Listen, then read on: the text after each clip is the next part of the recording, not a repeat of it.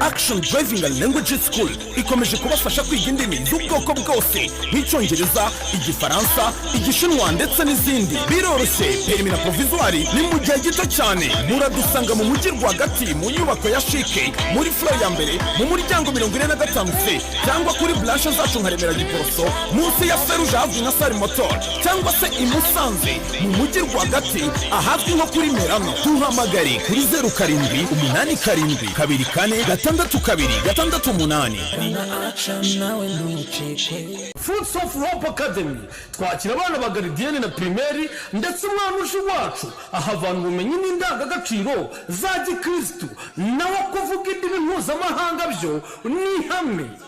Hello, my name is Kurambana. I am in P4B. Salut, je m'appelle Eve-Marie et j'étudie en 6e année primaire à l'école Fruits of Hope Academy. Dear brothers and sisters, you need a school where you are loved, where you are taught to be responsible, with access on computer laboratory, with caring teachers. You need to be fluent in English and French. Chers frères et sœurs, vous avez besoin d'une école. Vous soyez les bienvenus à l'école Fruits of Hope Academy. Nous sommes formés à servir, c'est notre devise. Connaître Dieu, avider de savoir et motiver à servir est notre vision. Notre mission en tout, c'est l'excellence en éducation et le christianisme en action. Soyez les bienvenus, on vous attend. Bye bye, merci. Welcome to Fruits of Hope Academy. Ushaka kudusura wazaho Fruits of Hope Academy herereye mu karere ka Gasabo, umurenge wa Gisozi, akagari ka Musezero, umudugudu wa Kagara, cyangwa ukaduhamagara kuri 078 51 30 kane cyangwa 078 24 39 umunani.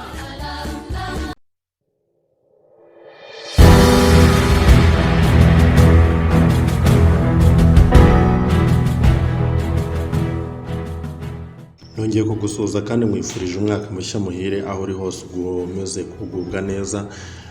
Aka kanya rero ngiye kukwereka uburyo ushobora kurambya umuriro muri telefone yawe. Ushobora kwibaza uti se bikorwa gute?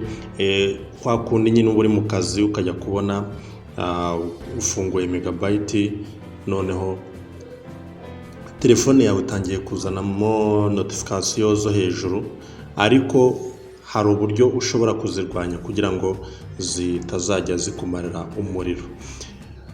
Kwa kundi notification ziba zije hejuru, hari igihe uba waremejemo sonori cyangwa se vibrere bitewe nuko wayisetinze, bigatuma rero uko ufunguye application ya WhatsApp notification nyine zihise ziza cyangwa se message zije hejuru.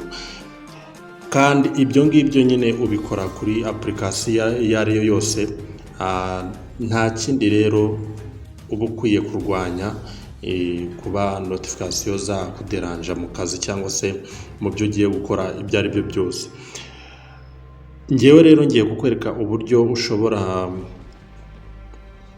gutuma telefone yawe irambya umuriro vuba vuba, ariko nkanongera nkubwira ngo kanda subscribe wowe uri mushya kuri iyi channel. Rwose iyi ni channel kugeza ikoranabuhanga risesuye kandi ryiza cyane. Buri kimwe cyose ugisanga kuri iyi channel. Icyambere nuko udukurikira 5x5 kugira ngo bizajye bikugora kuba wagira icyo ubura kuri iyi channel yacu. Iyo ukanze subscribe rero nta kindi uba wiyandikishije kuri channel yacu kugira ngo ibyo tuzajya dukora byose bizajye bita bikugeraho ako kanya. Ndagushimiye rero wowe ukomeje kubana natwe muri video zose, ndetse na comment ndetse na share ugenda ukora bitewe nuko tukugezaho amakuru ashyushye kandi meza y'ubwenge.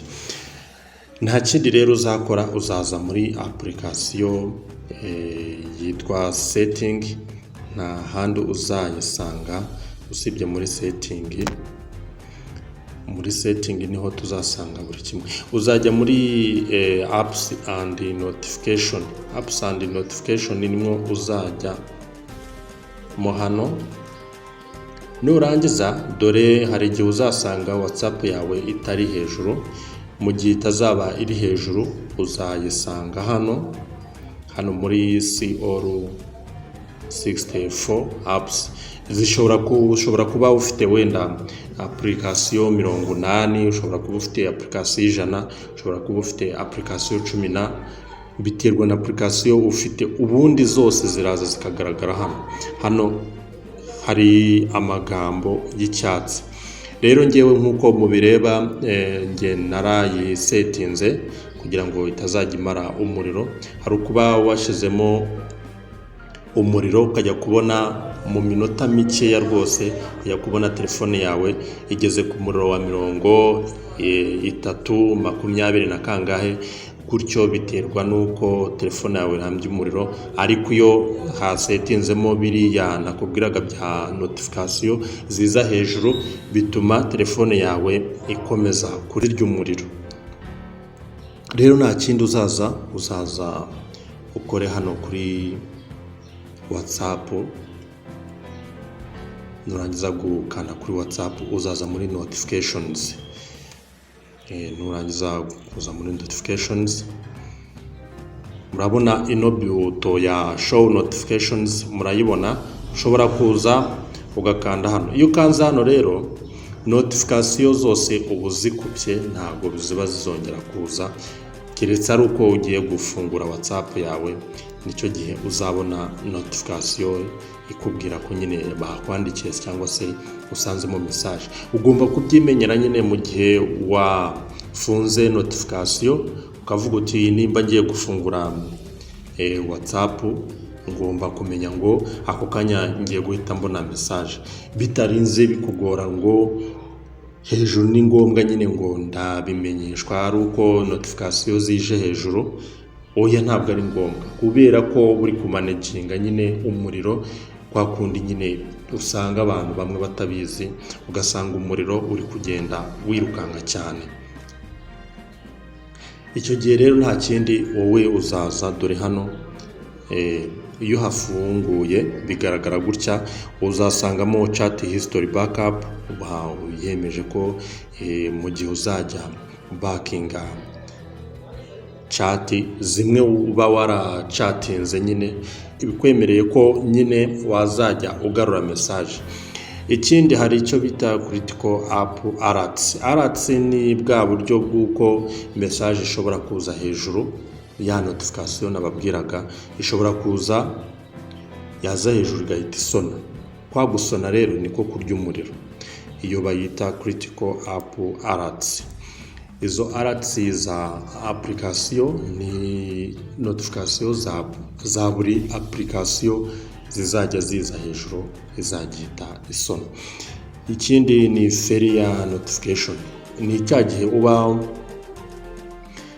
message ubu yohereje yakwanga kugenda bitewe na megabyte nkeya ufite, cyangwa se ya failinze, hejuru nyine hahita haza notification ikubwira ko iyo message wohereje itakunze kugenda. Ikindi hari media playback.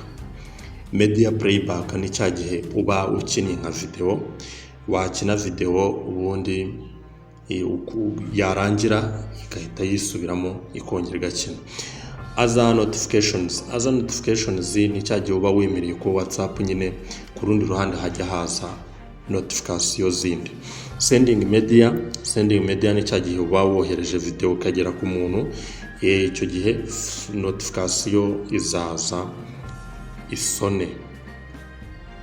Murabibona ko izi ari uburyo uba wemejemo. Hari group notification, hari message notification, no kuvuga ngo uba wemeje buriya buryo kugira ngo notification zizajye ziza. Ariko nimba uzemejemo jya umenya ngo zizajya zirya umuriro wa telefone yawe. Hari icyo bita silent notifications, ni cya gihe zizajya ziza hejuru ikavibura. Hari icyo bita call notifications, ni cya gihe nyine bazajya baguhamagara cyangwa se uhamagare kuri WhatsApp ihite isona muri notification hejuru, nibwo bizajya bikwereka ko ugiye guhamagara cyangwa se bagiye kuguhamagara. Rero nta kindi, kugira ngo unige kuba telefone yawe yakoresha umuriro mwinshi cyangwa se WhatsApp yakoresha umuriro mwinshi, nuko uzaza ugahitamo ibintu bishobora kuba byarya umuriro ukemezamo ibintu ushaka, ushobora kuza byose ukabikora ukazifunga, noneho zikajya ziza gusa atari nyinshi cyane, kuko n'ubundi uba werekanye ko hari WhatsApp izajya izigira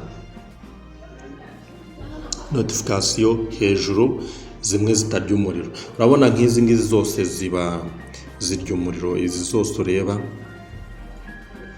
nta kindi. Rero iyi video nayigukoreye kugira ngo nkwereke uburyo ushobora